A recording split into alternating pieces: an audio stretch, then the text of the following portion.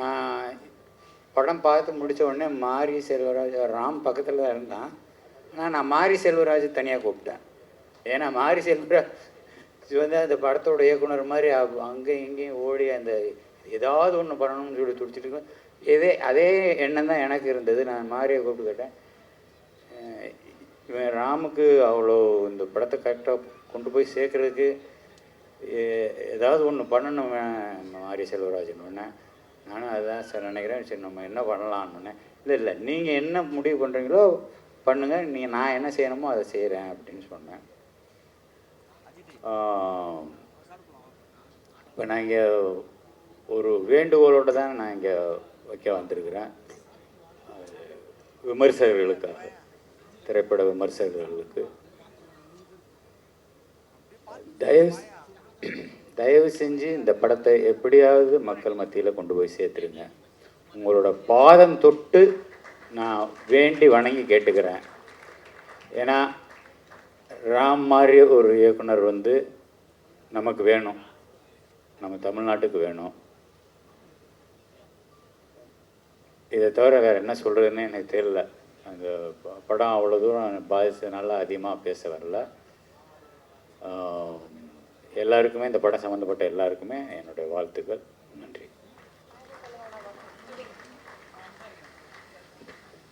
ஒரு நிமிஷம் சார். ஒரு முக்கியமான ஒரு விஷயம், சார் உட்காந்துக்கும் போது எங்கள் டைரக்டர் சொன்னார், நான் வெற்றி பாலா சார் 3 பேர் இருக்கிற ஒரே விழா எதாண்டா அப்படின்னு சொன்னார். இந்த நேரத்தில் வெற்றிபான் சாரையும் டைரக்டரையும் மேலே கூப்பிடுறேன். எல்லாருக்கும் வணக்கம். கிளாஸில் இந்த ஃபெயிலான மக்கு ஸ்டூடெண்ட் மாதிரி நான் ஃபீல் பண்ணுறேன். எல்லோரும் படம் பார்த்துட்டு வந்து பேசிகிட்டு இருக்கீங்க, நான் படம் பார்க்கல. அதனால் எனக்கு என்ன பேசுகிறது அப்படின்னு தெரியல. But I am really oval and very happy for Ram. இந்த ஈவெண்ட்டு ரொம்ப சந்தோஷமாக இருக்குது. பிகாஸ் ராம் வந்து கான்ஸ்டண்ட்டாக ஒர்க் பண்ணிகிட்டே தான் இருக்கார், படங்கள் பண்ணிகிட்டே தான் இருக்குது. ரிலீஸ் டிலே ஆகிட்டு போயிடுச்சு. அதுதான் அதனுடைய இந்த ஒரு சின்ன கேப்புக்கான ரீசன். அண்ட் ராம் எப்போவுமே வந்து கன்ஸ்ட்ரக்டிவாக ஒர்க் பண்ணிக்கிட்டே இருக்கிறாரு. ராமை பற்றி சொல்லணுன்னா I would like to start with his writing. Is a very original writer.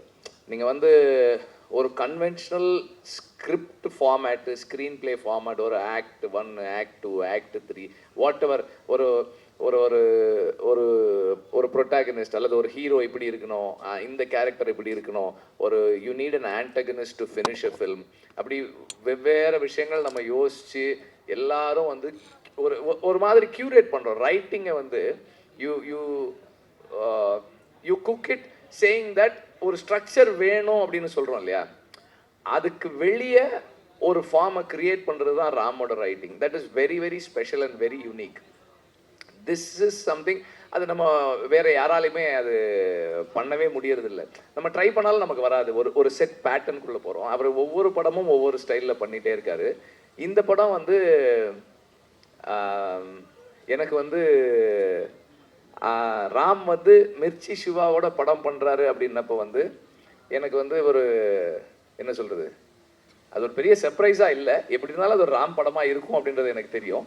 And Ram சொன்னார் கொஞ்சம் ஒரு ஃபன்னாக பண்ணலான் இருக்கேன், என்னோட பையன் என்னெல்லாம் பண்ணானோ அதெல்லாம் ஒரு படமாக இப்போ பண்ண போகிறேன் அப்படின்னாரு. தங்க மீன்கள் வந்து என்னோட டாட்டருக்கு, இந்த படம் வந்து என்னோட சன்னுக்கு அப்படின்னு சொன்னார். So I knew that it's going to be a fun. அவருமே அதான் சொன்னார், ஒரு ஃபன் ஜேர்னி அப்படின்னாரு. And I know that it will definitely be a fun journey, அதில் வந்து எந்த டவுட்டுமே இல்லை.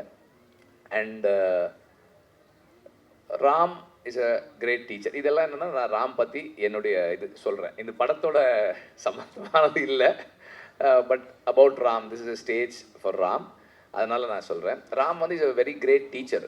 ஏன்னா வந்து இன்றைக்கி தமிழ் சினிமா அன்றைக்கி ஒரு இதில் பேசும்போது பேசணும், ஒரு யங் ஃபில்ம் மேக்கர்ஸ்க்கு, அஸ்பைரிங் ஃபில்ம் மேக்கர்ஸுக்கு Ram has been a guide. Like south Indian சினிமாவில், தமிழ் சினிமாவில் அஸ்பைரிங் ஃபில்ம் மேக்கர்ஸ்க்கு ஆஃப் பீட்டாக ஒரு படம் பண்ணணும்னு நினைக்கிறவங்களுக்கு ராம் தொடர்ந்து கைட் பண்ணுறாரு. இப்படி பண்ணுங்க, அப்படி பண்ணுங்க. இப்போ ஆல்ரெடி ஒருத்தர் சொல்லிட்டு போனார், அப்படி எல்லாரையும் கைட் பண்ணுறாரு, இன்ஸ்பயர் பண்ணுறாரு. Is been a big inspiration and great teacher.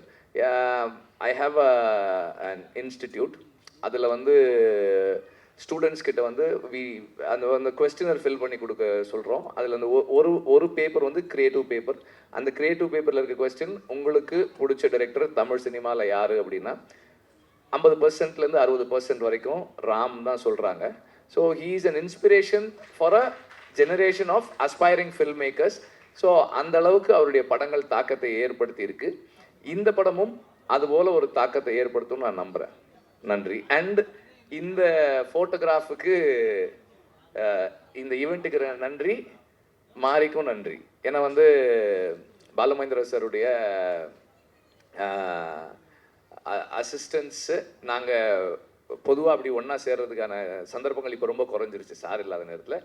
இந்த ஸ்டேஜ் இது ரொம்ப ஸ்பெஷல். ஏன்னா அவர் பாலா சார் வந்து அடிக்கடி வரமாட்டார், நாங்கள் எல்லாம் இருக்கிற இடங்கள்ல அவரோட இருக்க மாட்டார். இந்த இடம், இந்த ஸ்டேஜ் இஸ் ஆமாம் ஒரு special stage. Thank you for this. Thank you very much.